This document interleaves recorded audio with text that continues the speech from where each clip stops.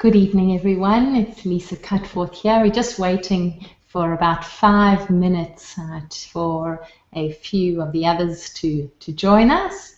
We're expecting a nice group this evening. So welcome to all of you that have already joined us.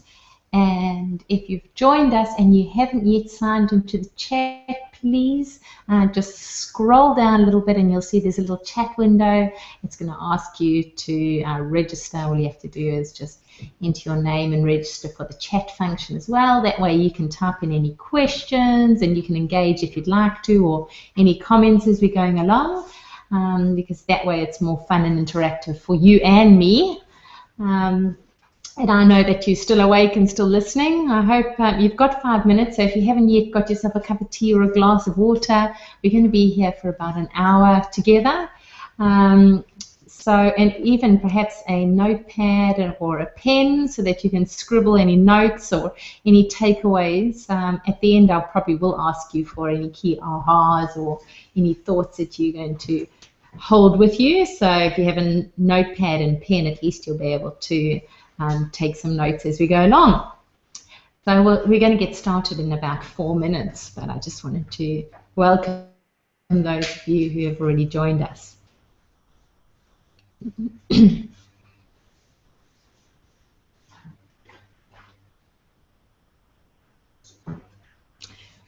Okay, so there's probably something else worthwhile while we're waiting for me to explain. There is a bit of a 45-second delay with the chat. So if I don't respond straight away, that's because of this delay. So you're going to hear my words 45 seconds. That's nearly a whole minute after I've said them. So that's we're using some very cool software for this webinar platform, which means that I'll be able to swap between my presentation and myself. And I've got my little techie team, who's my husband extraordinaire, Peter, who will be helping us with that. Just so that you know, if you do chat anything or any questions, the reason why there'll be a little bit of silence is to allow for that delay. And then just to remind anyone who's joined in the last 2 minutes since I last mentioned it, before we get started, if you would like to be able to use the chat function, just scroll down a little bit and you'll be able to register for that chat function by entering your name, and then you can just chat me hi or something so that I know that you can hear me, and so that I know that you're online. That will be great. And I'll just every now and again I'll be checking my little iPad to make sure that that's coming through, and I do have someone else managing that. So if you have any technical problems or you can't hear or anything, feel free to chat, and my team will make sure that you're looked after as best we can.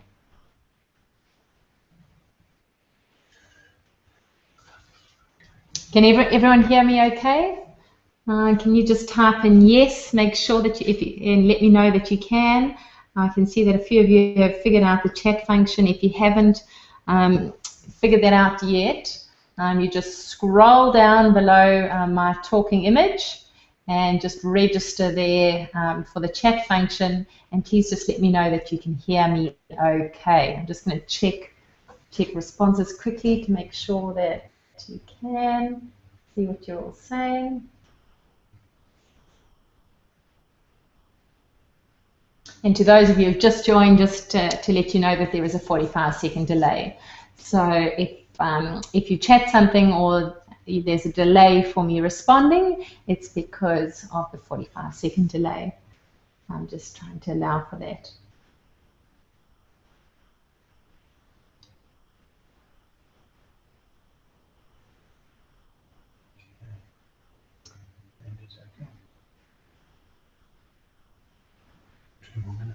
Great. 2 more minutes before we get started. Thank you for chatting that you can hear me. That's great news. Okay, just have a sip of water. Good on you for giving up your evening to join us. I'm Lisa Cutforth, and I'm going to get started in a couple of seconds. One last reminder for anyone who's just joining us now, please to scroll down, register for the chat function so that you can participate or ask questions or engage or interact in any way you'd like to. At the end, I will give opportunity to ask questions, but by all means, if you have questions before then, you can chat them in, and I'll do my best to address them. I might save them to the end as well, just depending on how we're going.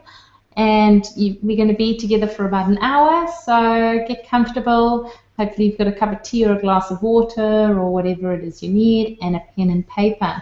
I can see that it's 7:30 now, so I'm just going to get the go-ahead from my team, and then we'll get started. Awesome. Well, good evening, everyone.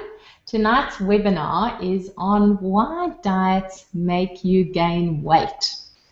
And tonight in this webinar, I'm going to cover off probably 5 key things. And one is how to spot a dangerous diet. 2 is why dieting is so stressful. And 3, how dieting contributes to weight gain. 4, the stress weight gain diet blunder. And why we eat. To lose weight and to keep it off, we need to understand our relationship with food. So I'll save that for lucky last, but that's the 5th point and probably the most worthwhile. So do stay around for that.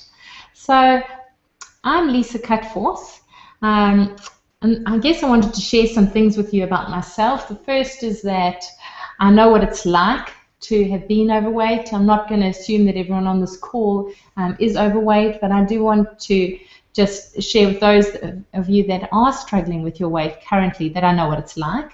I gained 21 kgs in very short 3 years, between the ages of 18 and 21, and it took me a couple of years to lose that, and I lost it slowly, and I managed to keep it off without dieting.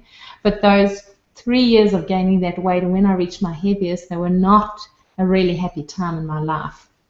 The second thing I wanted you to know about me is that I'm actually qualified. I'm degree qualified in nutrition and psychology, so I'm going to be talking from that place.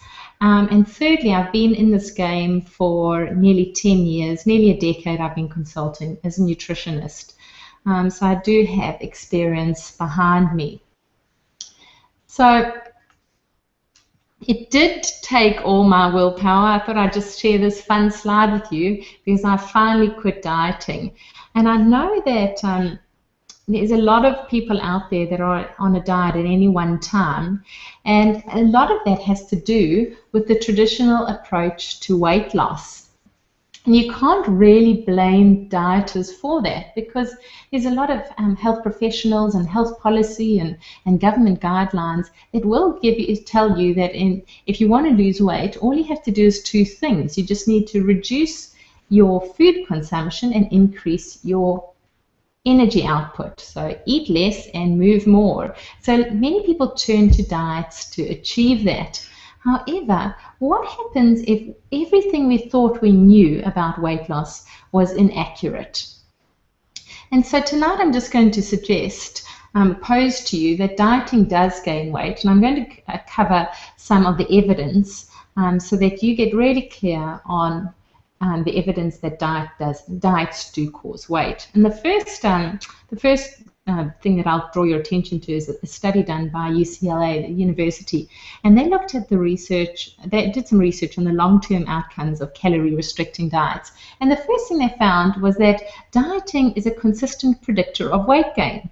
So surprisingly, you'd think that people were trying to diet to lose weight, and yet they were ending up with weight gain over time. The second important finding was that 2 out of 3 of the dieters regained any weight they lost. And the third important finding was that diets didn't provide any health benefits or lasting weight loss for people. So let's look, what is the problem with diets? Why are diets so problematic? And why do they lead to weight gain? And so the first point that I'm going to unpack for you is the idea that diets are stressful. And this I feel like this is one of the keys to just how and why diets do cause weight gain, is the stress element. And I'm going to unpack it as best I can for you. But really, diets cause two types of stress. They cause a physiological stress and a psychological stress. And the way the body responds to stress over time is weight gain. So just to be clear, which diets, because there's a difference between diet, our diet, as in the food we eat, and diets. So what I mean when I'm talking about diets, well, I'm talking about the most stressful diets, or diets that are overly restrictive, or diets that involve skipping meals, or diets that are very low calorie, so that, or diets that are very low nutrient, or diets that promote rapid weight loss, or affect key body systems unnaturally. So those might be laxatives, or high caffeine products, or stimulants, or those magic pills or potions, or diets that contain laxatives, or things that encourage you to eat in unhealthy, unnatural ways. And the reason why is because these diets or dieting causes stress in the body, and stress will lead to weight gain over time. So you can see how the cycle feeds itself. Also, stress affects our sleep, our eating behavior, our food preferences, and how much fat we store. So the more stressed we are, the more we become prone to weight gain. So the last thing you want to do is add to that burden of stress by putting yourself on a very on a restrictive diet, or restricting your food intake, or your nutrients, or your energy levels, because that's going to have a negative impact. And why is that? And I'm sorry about this rather graphic image. I thought about it afterwards and thought I probably shouldn't have used it. I don't want to offend or upset anyone. But starvation is stressful. So I just put that in to, that diets can feel like a form of starvation in the body. And, just to make the point that obesity is not just a modern problem. We talk about overweight and obesity in this new epidemic as if it's never existed in the past. And actually, when we look at past research, we look at socioeconomic status and weight, we find that in populations for many years around the world, there have been pockets of the population that have suffered with overweight and obesity. And interestingly enough, these are often in the very poor communities. So, for example, these are some pictures of some Zulus in South Africa, where I'm from. But a severely restrictive diet, voluntary or not, is correlated with weight gain. And what's interesting is that, often the children are malnourished or underfed and really skinny when they're young. And it's not and then the adults, as the mothers might be overweight, but that's not because they're eating all the food and the children are starving. It's because of the way the body adjusts over time and adapts over time. And there's a few theories on how this works, but we find that the reason why low socioeconomic status is correlated with obesity has a lot to do with the way the body adapts. There's theories about survival of the fattest, and that it's a genetic component, and this gene kicks in. So the gene needs to be turned on. It's triggered by starvation, or not enough food, or a lack of nutrients, and obviously stress, malnutrition, and the type of food eaten. So all of these factors kick in, and the body survival mechanism turns on, and the body becomes more efficient at storing fat and excess, and making sure that it's holding on to everything that it gets. So basically, survival kicks in, and your body compensates, and it becomes more efficient. And dieting often makes your body think it is at risk of starving. So if you're skipping meals, or you're having very low nutrient diets or very low calorie diets, the same mechanisms, these starvation mechanisms, can kick in. So even though you're not physically starving, the body doesn't always know the difference, because these are old programs, and they're survival programs. And similarly, and just while we're talking about survival mechanisms, one of these survival mechanisms of the body is our body's reaction to stress. And our bodies have lots of mechanisms in place to survive, and one of them is the fight and flight. And if we look at how the body responds to stress, or the effects of stress in the body increases certain things, and it's to prepare itself to run away or to fight for its life. So it will increase certain hormones like adrenaline and cortisol. It increases the heart rate and the blood pressure, increases muscle tension and brain activity, increases breathing, it increases blood sugar. You might feel things like your dry mouth or perspiration.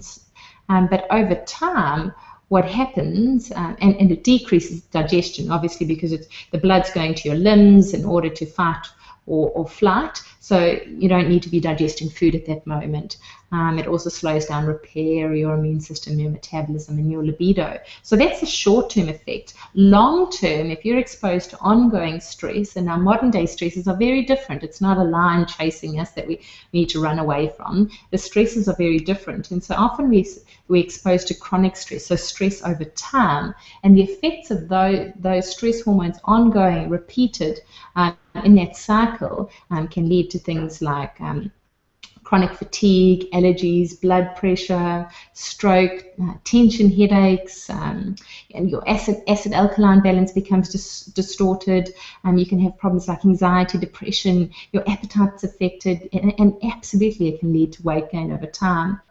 You might also, because of the way that these stress chemicals affect and slow down your digestion, you can end up with malnutrition, you can end up with bloating, you can end up, again, with you're undernourished, and you can end up gaining weight or having cravings for certain foods and everything like that. So those are the effects of stress. And if we look at the consequences, so what does that do to the body, and what are the mechanisms, how exactly is that affecting weight? Well, one of the key things that the stress does is, it increases certain hormones, and that affects blood sugar. So your blood sugar control, so your blood sugar, your body is releasing this extra glucose into your system in order to prepare you for a stress response, or to fight or to flight. And then if this isn't used up, it's taken into the body. And if you're eating more, or whatever's happening, your blood sugar can go into this roller coaster where it goes high and low, and over time you're going to get other hormones that are released to control their blood sugar and bring those glucose levels down, and basically the mechanism for that is you store it as fat. So in order to try and stabilize your blood sugar level, your body will just be storing that excess. And so then, depending on the type of food you're eating, you can be storing more excess all the time. And that can have a knock-on effect. So one of the things, another hormone that's really being strongly linked to weight gain and stress is cortisol. And certain hormones, so cortisol will increase your appetite, it increases your blood sugar, it increases your fat receptors around your gut, it increases inflammation, it interferes with other hormones, and it affects muscle tone because of the way that it impacts growth hormone. It affects your sleep because of melatonin, and all of these can drive weight up eventually. So you can start to see the picture of stress ongoing, and how that leads to weight gain. So that one of the biggest problems with diets is that they actually are stressful. And why are they stressful? Well, because if you, depending what your BMI is, or what your metabolism is, you need to meet certain calorie and nutrient needs. And if you're restricting your food intake, you might not be reaching those. The second thing, that malnutrition can set in, cravings can set in, deprivation energy. You see it, but you mustn't eat it, so you start to feel restricted. That's really difficult. And so you develop this feeling psychologically and physiologically. Your body doesn't always know the difference, that it's not actually starving, it's not actually in danger, but you can feel like you're starving on these severely restricted diets, very low calorie or low nutrient diets. And you can be overweight and undernourished, and that will trigger the starvation program in your body and in your brain. And basically that's because our cells in our brain need fuel to function, and they need nutrients, and so instinctively it will ask for you to get those needs met. And basically it can be like a do or die, an eat or die. That's the message that gets turned up is I'm hungry, I need to eat, and okay, I really need to eat now, and that message can become really strong. So, and as we know, that psychologically, a diet is stressful because it takes effort. If you have to think, if you are constantly bombarding by eating cues, which we are in our modern day environment, it's very easy, and there's a lot of opportunity to eat. There's a lot of access to food. There's a lot of access to unhealthy foods. There's lots of marketing and messages out there that are giving us lots of opportunity, or reminding us, or interrupting us day by all the time, just to tell us to eat or to eat more. And because you're bumping into this all the time, it takes a lot of energy to have to say no. And it can start to feel, because this temptation is everywhere and these eating cues are everywhere, it can feel like you're dragging your diet with you, and you've got this ball and chain around you, and it's exhausting, and you can feel trapped and frustrated and a bit caged. And what that does is it's going to set up a rebellion, and over time there's going to be some sort of rebound effect. And I'd just like to draw your attention to another bit of research in Genes, Brain and Behavior in 2013 that found that they did research on the effect of chronic stress and food restriction on body weight, and they actually found that participants gained weight, and they found that participants overate in response to repeated food restriction and stress. So while you go on a diet in the hope to achieve one outcome, it ends up causing an outcome that makes the initial problem worse. And I'm sure that many of you can relate to the diet cycle, whether you're overweight or not. That whole, you start a new diet, there's some initial weight loss, a diet becomes unsustainable, you fall off the wagon, you regain the lost weight plus more, and then you feel the guilt and the shame, and then you start a new diet. And usually that's what the cycle looks like.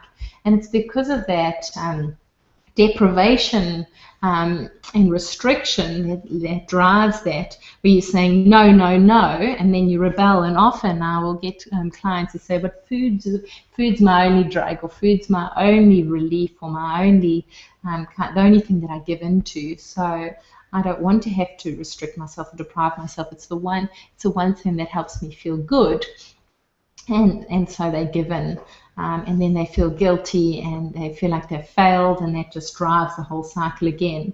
So it's enormously stressful trying to exist in deprivation energy. And I threw in this slide here with from the movie. One of my favorite movies is the movie Chocolat, but this really illustrates that point beautifully, where the mayor is on Lent, and he's fasting, and he's not eating. He won't allow himself to eat any food, forget chocolate. And so he goes out and one night tries to destroy this evil chocolate temptation, and he ends up gorging himself to a stupor instead. So when we set ourselves up for failure when we go down the track of a diet. And I love this little cartoon. May the stress of your weight loss resolution not lead to relentless binge eating. And in fact, we find that it usually does. And there is research as well that does show that. So let's just sum up how stress causes weight gain. We know that stress causes weight gain because it increases the fat receptors around the gut, and it increases fat storage. We know that it influences our food preferences. We know that stress affects our digestion and our energy. Stress affects our sleep. When we're sleep deprived, that's absolutely influences our eating behavior, because we try and eat more to pick ourselves up, and we also awake longer, so we have more opportunity to eat. So you can see how stress definitely feeds into the weight gain cycle. And if you imagine you added a diet at this point, you're just going to make the problem much worse.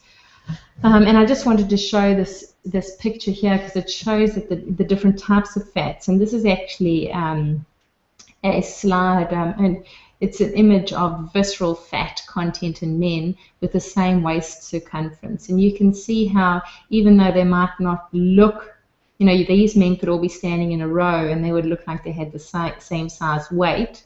You can see that their fat deposits are very different. So we can have this internal fat and we can have all this stuff going on. And just so that you know that even if whatever's happening in your body, stress can absolutely contribute to you storing fat, even if you're not eating too much or not. And even if you are losing weight, it doesn't necessarily mean you're losing fat. So let's talk about some more research on specifically dieting and that and the stress connection in that role. A woman called Mary Boggiano did some research, some really interesting research on binge eating disorder. She was trying to find out what leads to binge eating. And so she did research with rats. And what was really interesting is while she was looking at what causes binge eating disorder, she actually found certain factors contributed to weight gain. So that's why I'm going to share this. Is in her experiments, Mary was looking at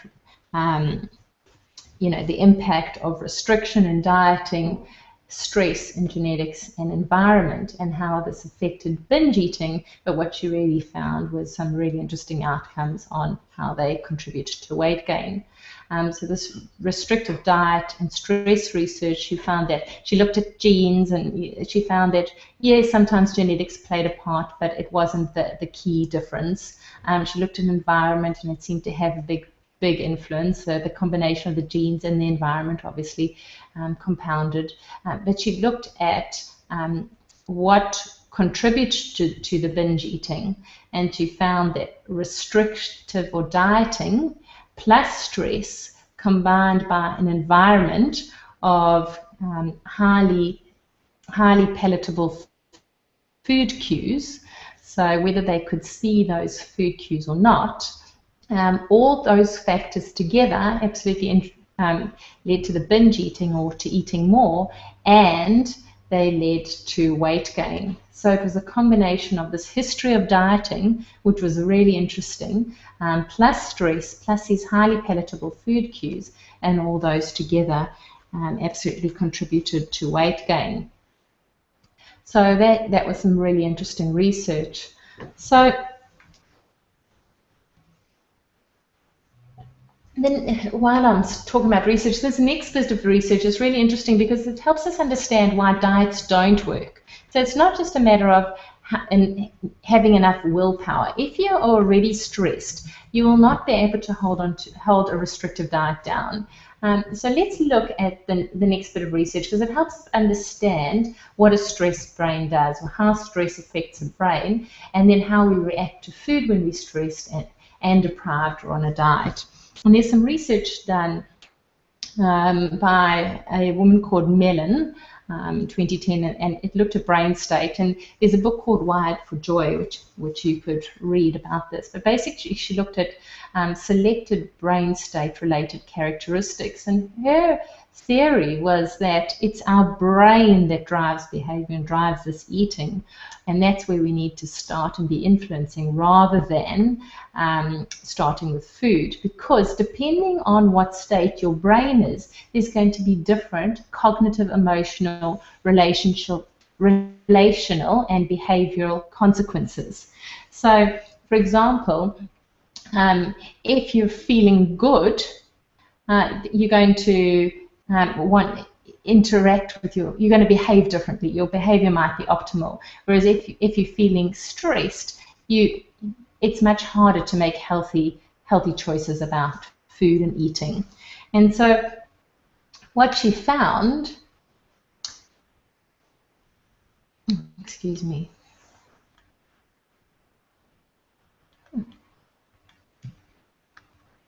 sorry about that. So what she found was that when we're in the brain state 1, which is this positive brain state, it was very easy to change our state by looking through lifestyle pleasures and satisfying hedonic rewards.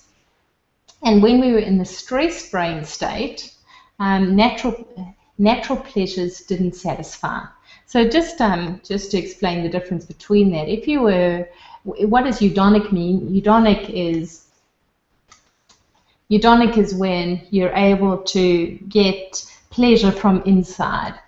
So you can think about saving the environment and saving the planet, and you can think about your passions and your life's purpose, and that brings you joy.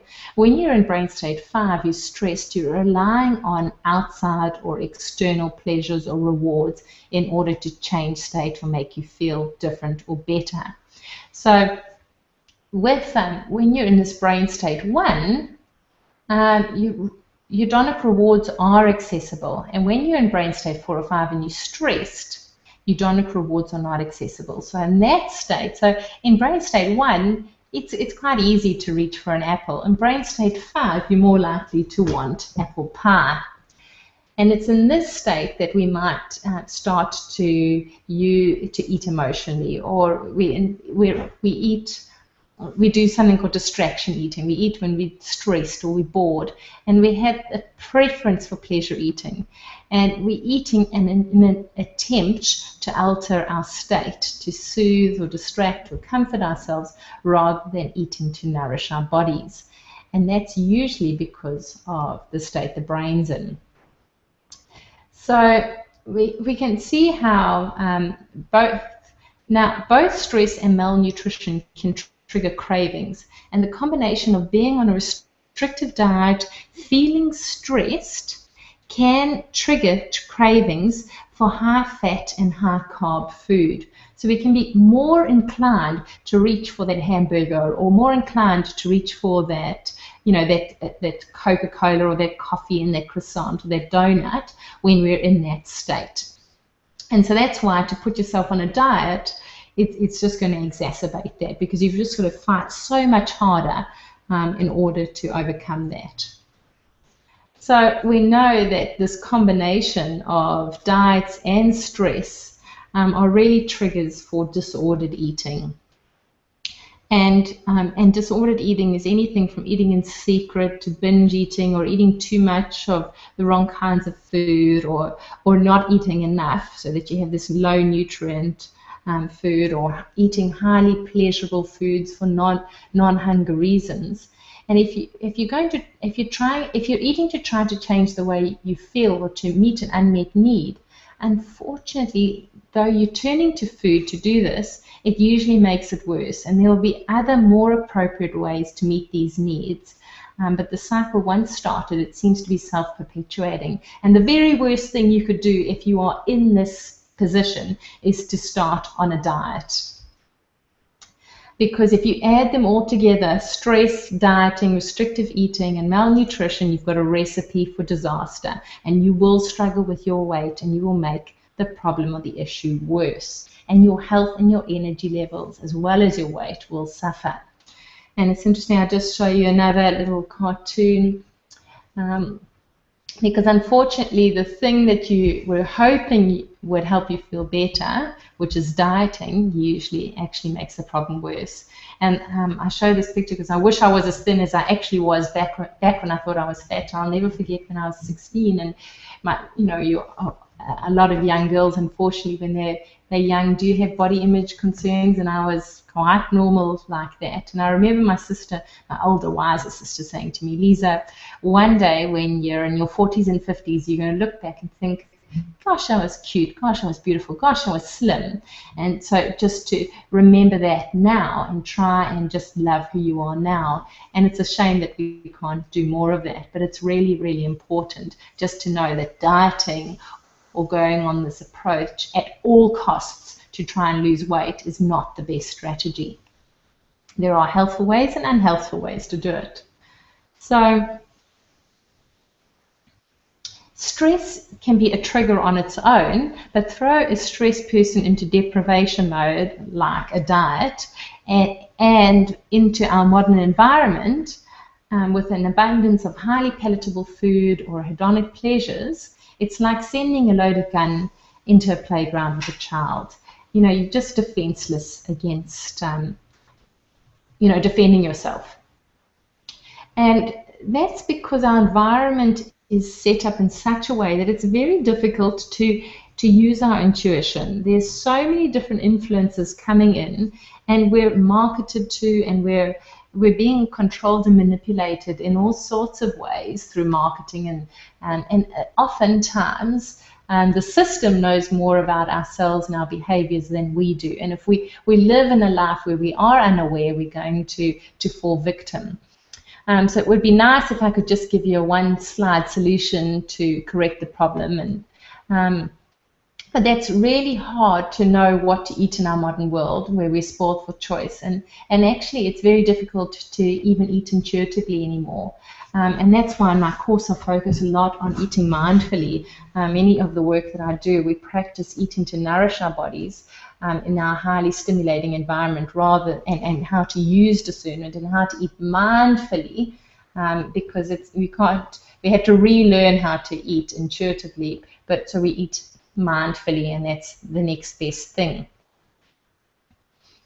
And that's because eating doesn't exist in a bubble. So diets are problematic because they don't take your whole life into consideration. Putting you on a diet isn't going to fix anything because it bears no consideration for the other stuff that's going on in your life that also interferes with your eating and drives all sorts of your behaviors, including your eating behavior.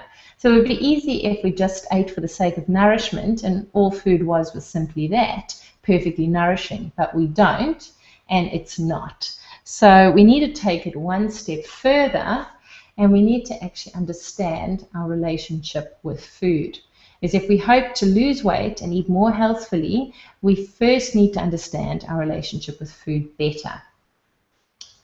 And this can be hard to do if you aren't aware enough or mindful enough about what is driving your behavior or contributing to being overweight.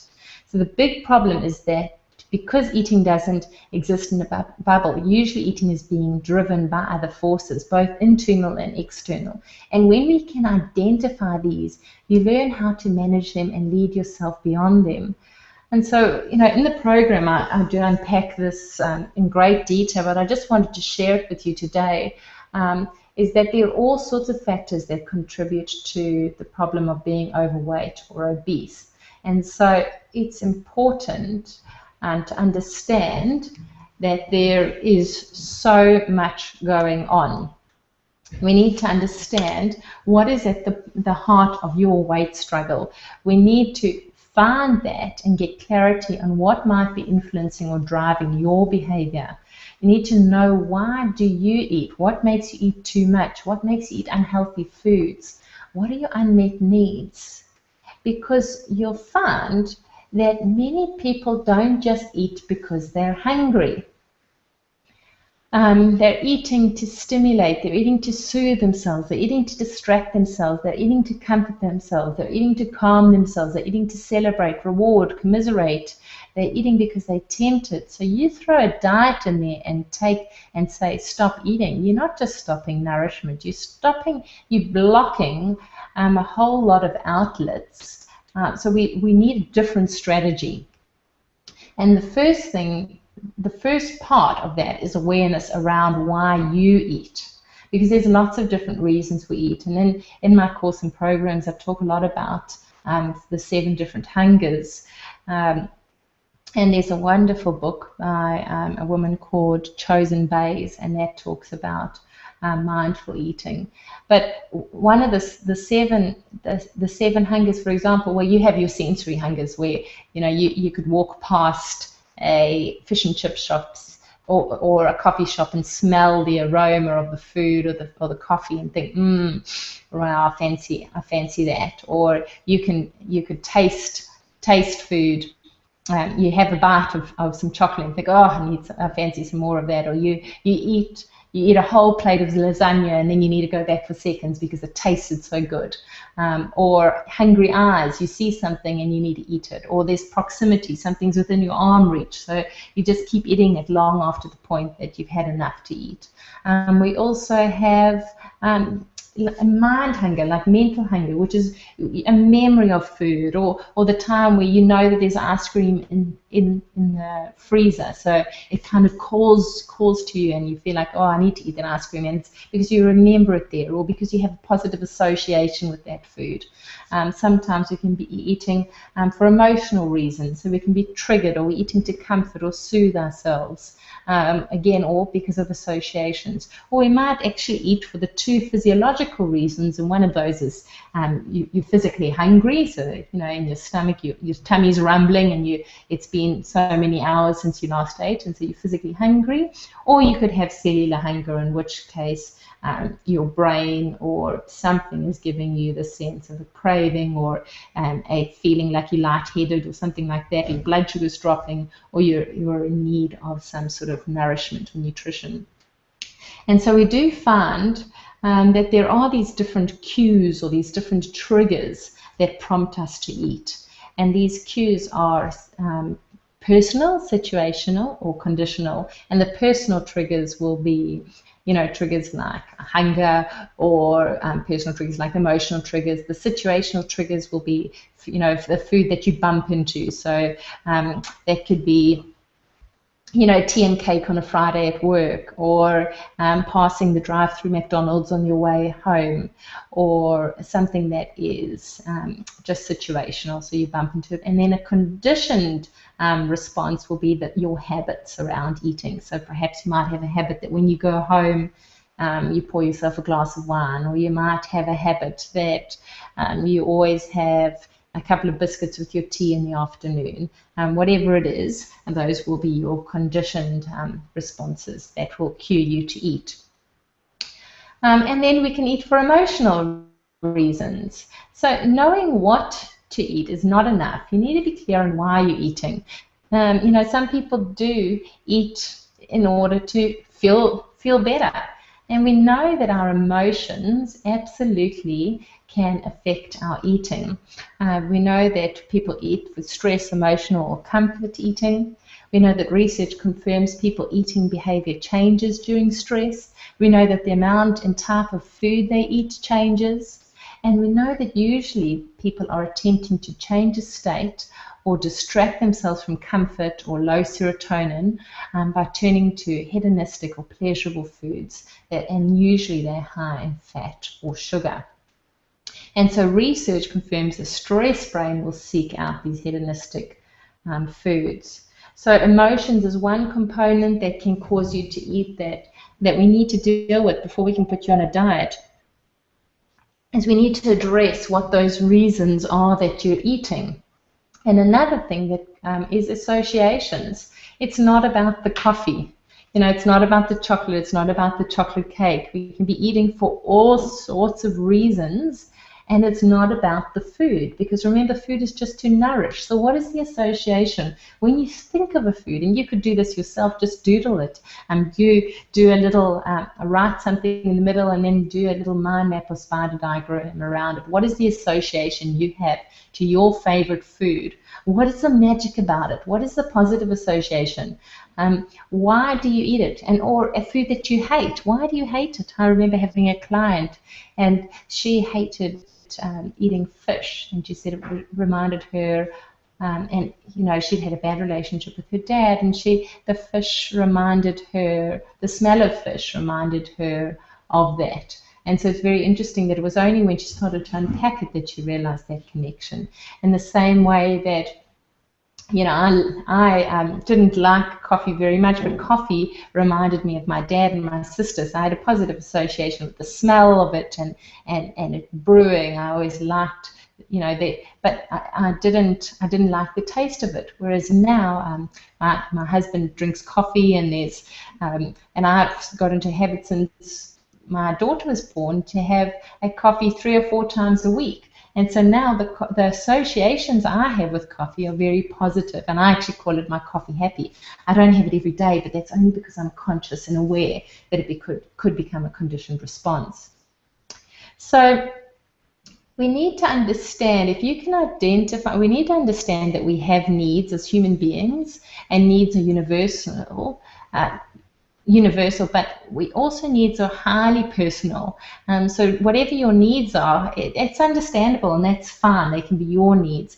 But we need to understand that if you're using food, which is to meet a nourishment need and a nutrition need, to meet other needs, then that can become problematic for your weight. So we need to rather be thinking, what are the other ways to get those needs met?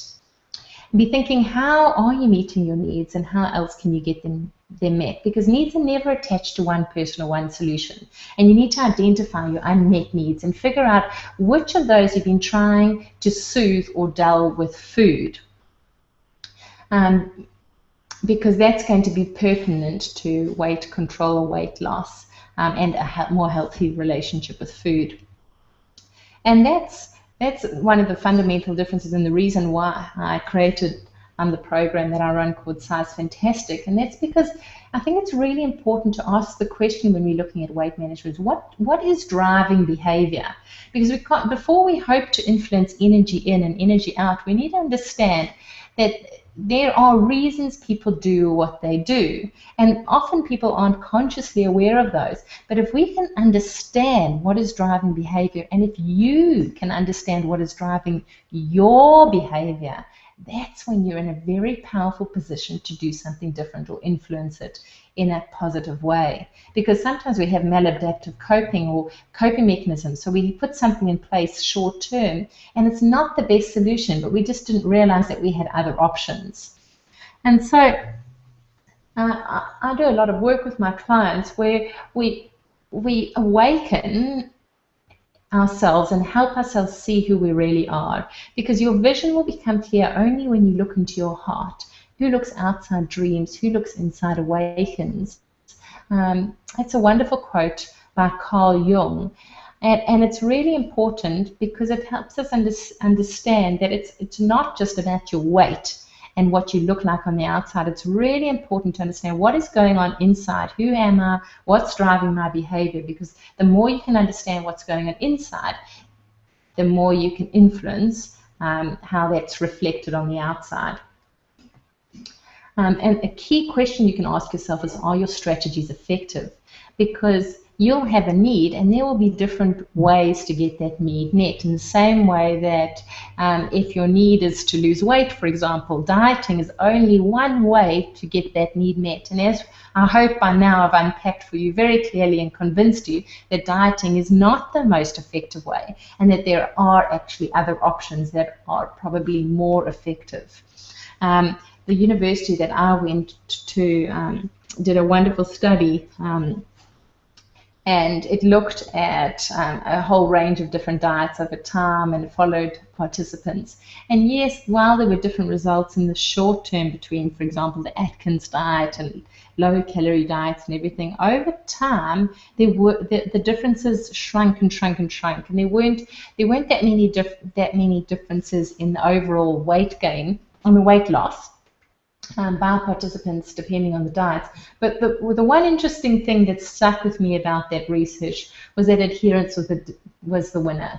The diet or the food, the way they were eating to nourish their bodies, the ones that stayed with that program longest was when the diet, they could stick to the diet, that it was actually easy and fitted best into the context of their lives. So, and the problem is the very nature of diets when they're restrictive or they shake, so they've got potions and all those sorts of things and magic pills, is that they're designed in a way that are unsustainable. So we need to reframe our definition of diet to be a word that means eating to nourish. Diet should be about nourishing your body and meeting your physical need for nutrition. Absolutely, food should be pleasurable and we should be able to get pleasure out of eating, but that comes in balance and context. That sort of diet would be sustainable, especially if we also paid attention to getting our other non-nourishment needs met in more appropriate ways. So, just to refresh, a diet to lose weight, it is not the most effective strategy.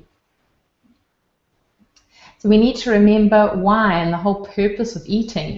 The whole purpose of eating is because we need food. Food is for nourishment. So the best diet is one that is nourishing and sustainable. And even when it's low calorie, because in fact, provided it's nutrient dense, a low calorie intake can be favorable for longevity. But we need to understand that a calorie, all calories are not created equal. So if you're just following a low calorie diet, that's not going to be enough. You need to pay attention to the nutrient density. What nutrients are you getting out of that diet? Because that's what's going to make the difference. And it also feels less restrictive. So we need to figure out how to love ourselves back into shape. And I love this analogy because there are many different ways to solve a problem, and with every one of the barriers that you come into, there'll be different ways to approach it so that the problem goes away or becomes more manageable for you.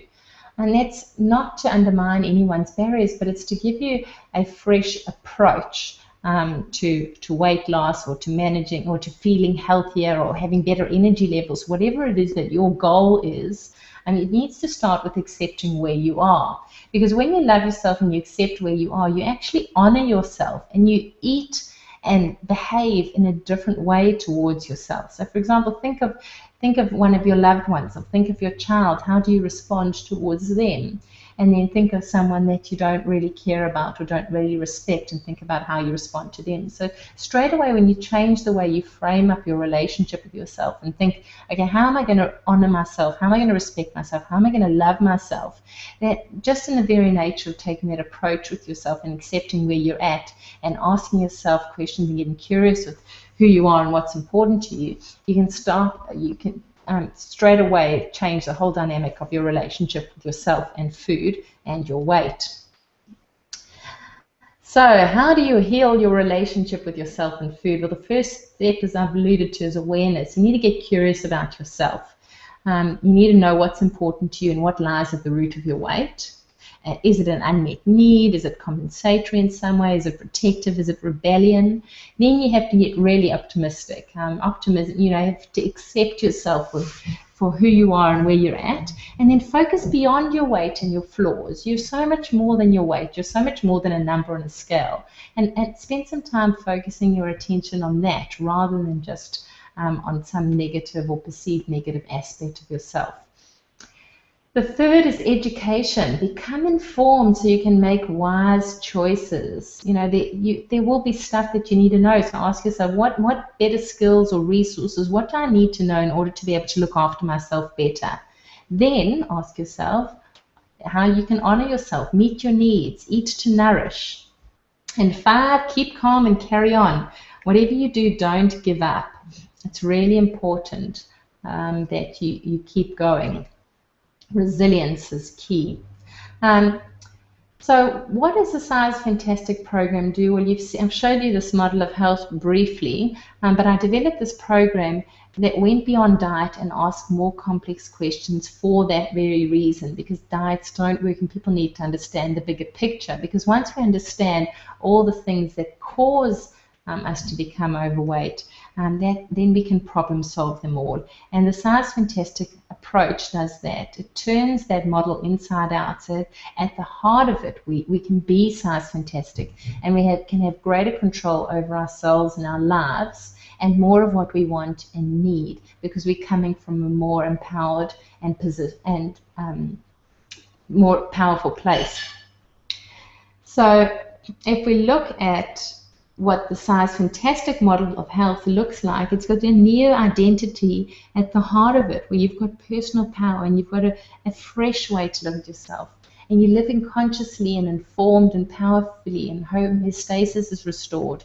You've got greater resilience and health and lasting weight control. So it turns the system turns the model of disease and dissatisfaction and being overweight inside out and upside down, so that when you present to the heart of you and who you are and what's important to you, and how and you know how to protect that and nurture it and look after it, everything else changes. I just wanted to share some stories with you of how, the cases where that's happened. One of them is Nick was a life coach. She had lots going on right in her life, and she teaches people how to live their lives and passion and purpose. But she found that there was things that were just not perfect for her in terms of her relationship with food and unmet needs. And she wrote me an email and said, I gained so much through your program and see it as a long-term solution for anyone to be your best. It was one area of my life that needed reinventing, and I'm happy to say that I'm feeling my best me in health, weight, body, and fitness than I have in a long time. And the difference is this time it is long-term and not some fad roller coaster event of I lost a lot and then put it on again. And I loved that, because that's exactly the essence of it. When we go on a diet, we can lose a lot and then put it on again, and it's a yo-yo. And the difference was for Nikki, she felt like she was the best version of herself. And when we're the best version of ourselves, what's key is that everyone wins. It's like a giant ripple effect. And, there's lots of stories of the different ripple effects. Like, for example, Claire, who'd had enough and she never wanted to go on a yo-yo diet again, and she's now lost 7 kgs and more. And she loves the fact that her children notice and comment that she's eating differently. And she loves that she can work with her PT clients without feeling like she's a hypocrite.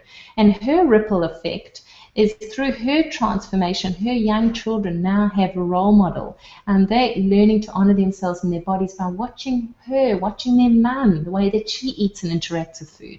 And that's really powerful. And her clients are watching her and seeing how she is interacting with food.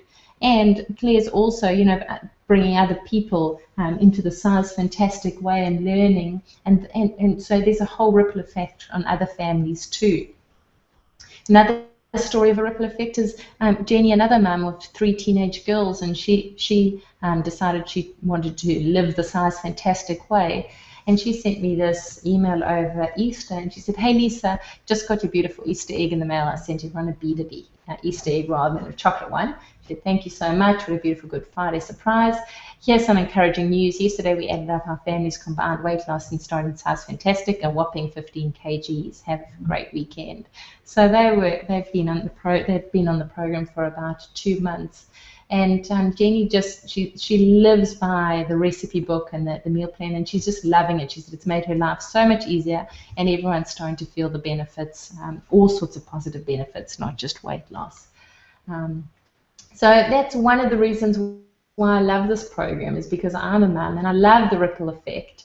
And I also love, I was fortunate to marry into a family with lots of children and girls already. My husband has 3 grown-up daughters. This is one of them, Fleur, and she's got 5 daughters.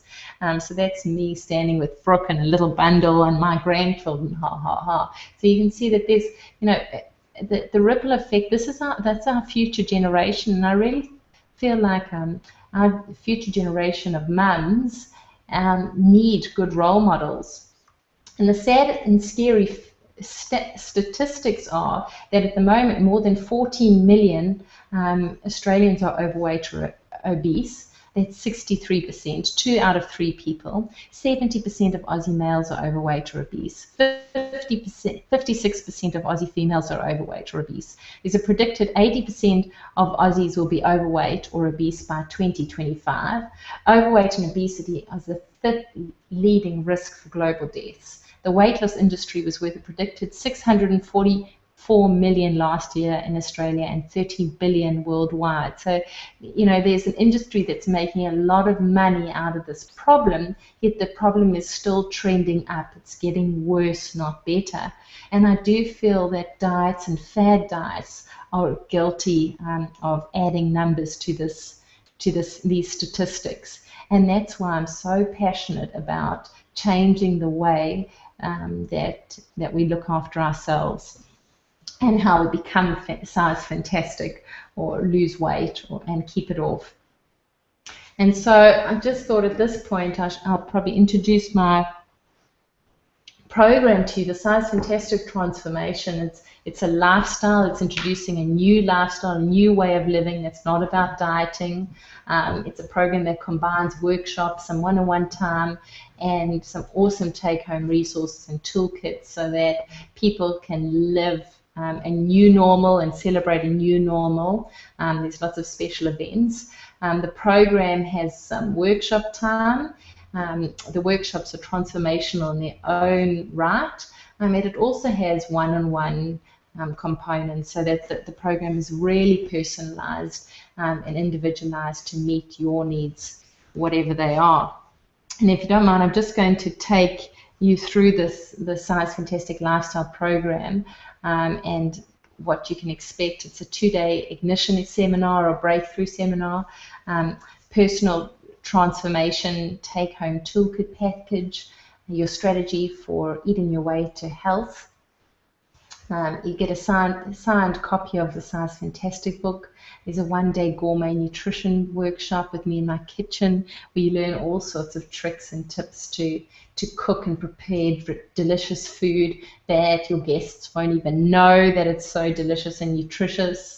A lot of people say, well, the reason that they hate being on a diet or hate eating healthy is because healthy food doesn't taste good. And I've got a certificate in Cordon Bleu cookery. So one of the things that you gain from our recipe book is really quick and easy ways to live a busy life and to eat delicious food. In the cooking party, we show you a lot of tricks and tips to make healthy food taste really great. And then I also do a 1-day upgraded nutrition workshop where you get insight into food and your body, and so that you can learn about how to eat to nourish your body and just how food nourishes your body for health and vitality and longevity. Also the personal phone consultations, people love those because while they learn so much in the workshops, it really takes it into how do you apply it to your life. What do you need to know? What are you missing? And to be able to have someone that talks you through and coaches you and asks some questions and helps you keep on track and keep accountable and personalizing the information for yourself. We do have personalized meal plans that you can stay on track, but there also you learn a strategy for eating. So a whole system for eating that makes it easy for you. So it's not about being on a diet. You have a system for eating that's flexible and easy, but also keeps you healthy, and you can do it long term. So we do have ongoing support, online hangouts, online forums, email support forum, Facebook forum, and lots of bonuses to keep us interested.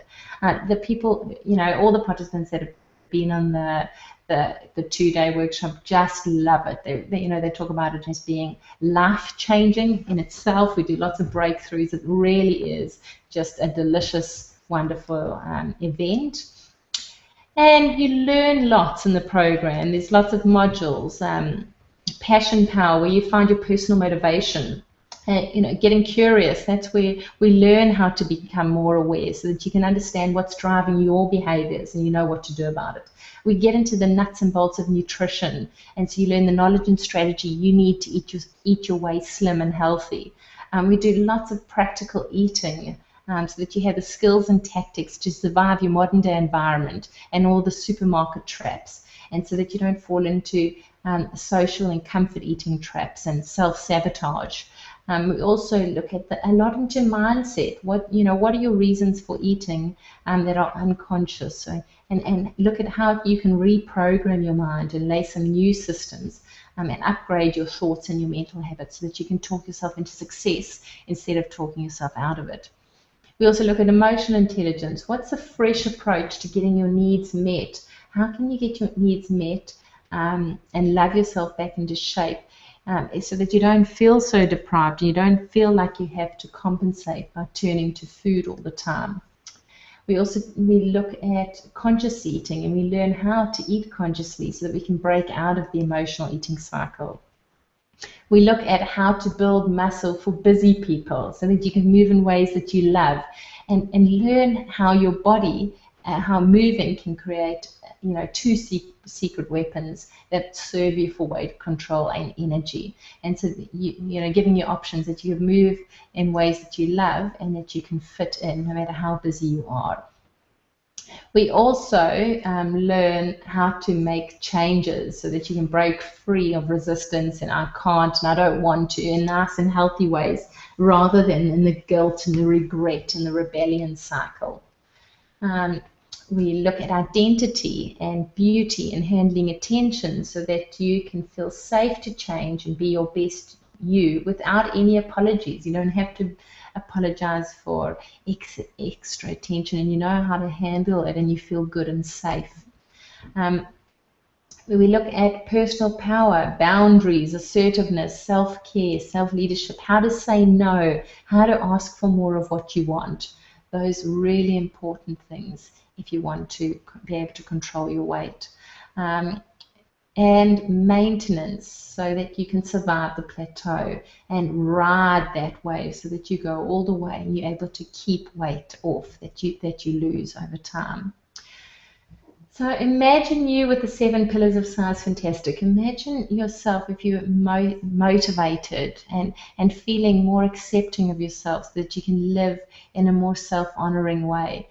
Imagine you strong in your personal identity and who you are and what you stand for. Imagine being able to make better choices and decisions from a place of wisdom and knowledge. Imagine what you'd be like when you're more mindful and you're making decisions consciously rather than on autopilot, and you're living your life guided in that way rather than just on autopilot and by a reaction to your surroundings. Imagine what you're like when you're courageous and you're more confident in overcoming your barriers, and you're able to break through barriers rather than just getting stuck. Or leading yourself into self-sabotage. Imagine if you're able to stand up for yourself and be assertive, or say no when you need to say no, and you don't have to use your weight as a protective barrier anymore. Imagine that.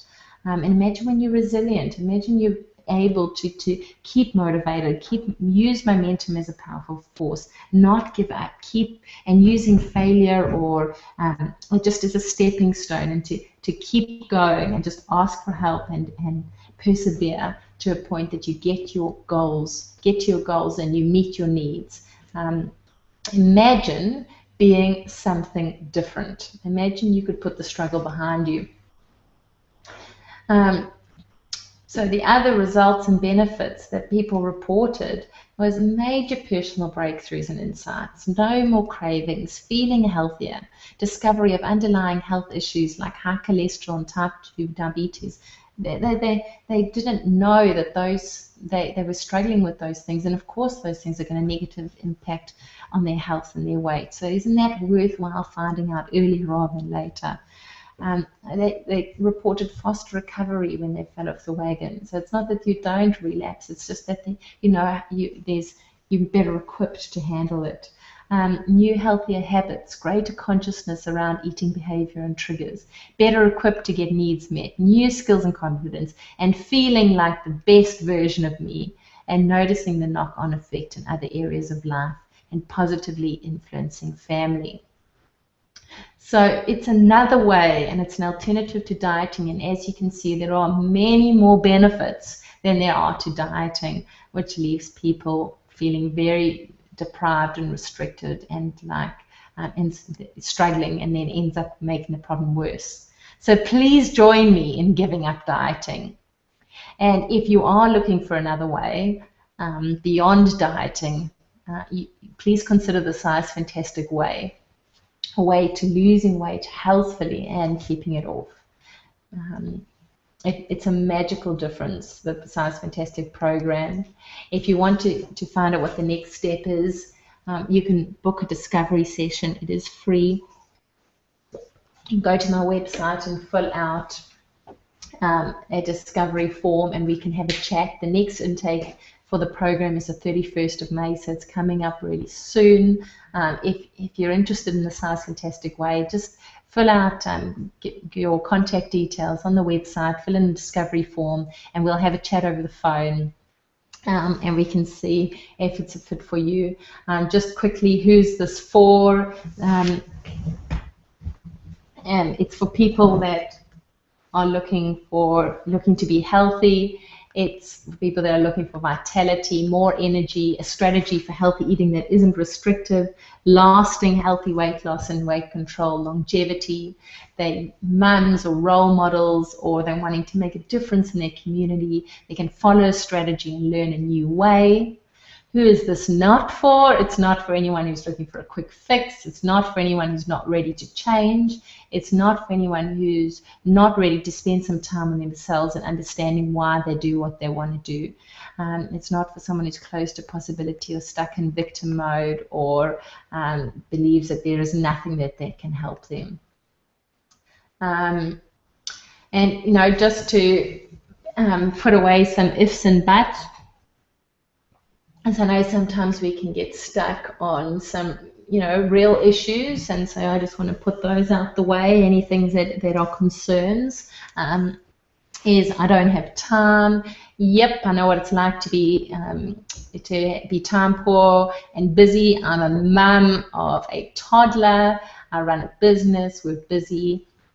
I created Size Fantastic with that in mind. I created it with busy families in mind. It's designed to fit into the context of your life. Yes, it will take time to implement. Yes, it takes time to change, but you do create a new normal, and soon the only difference is that you'll notice is that you'll probably save time and money, and you'll have more energy and more time and more energy.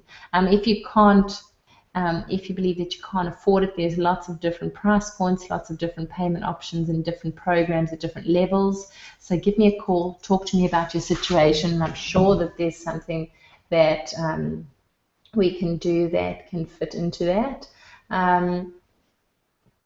This also, if you feel like other programs didn't work for me, yours won't. This program is deliberately different to other programs.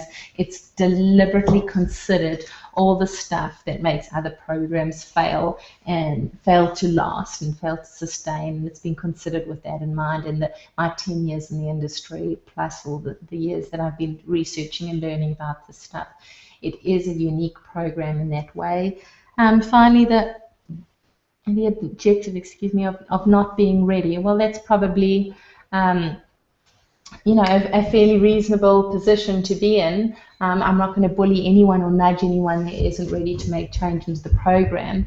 But if you are 100% sick of where you're at and you're 100% committed to giving something else and you going, or you're hungry for change or letting go of where you've been stuck in the past, I encourage you to just pick up the phone and have a chat with me.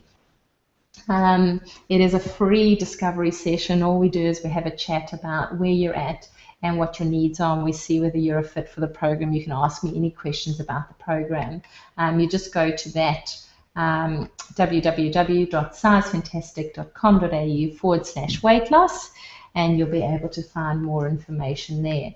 So on that note, if anyone has any questions or any thoughts, please share your top ahas with me. If I went too fast or you want more clarity over anything, I'm going to grab the iPad, the screen now, and we can just have a little chat. But otherwise, do book for your discovery session with me and we can have a chat over the phone a little bit more. Otherwise, send me your questions. I'm looking forward to answering them. And please, if you've had any ahas from this evening, I would love to hear those too, so that we can share those around. I always love feedback. So thank you for joining me and for staying with me till the end.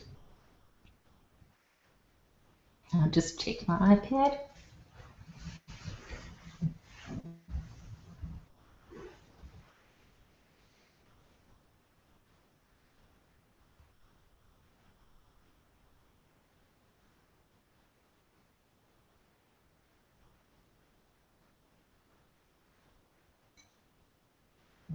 Oh, thank you for those that are responding with a thank you.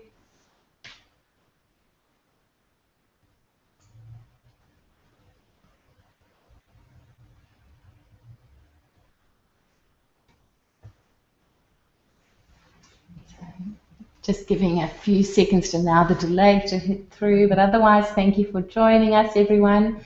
And give me a minute before you sign off to see if there's any questions.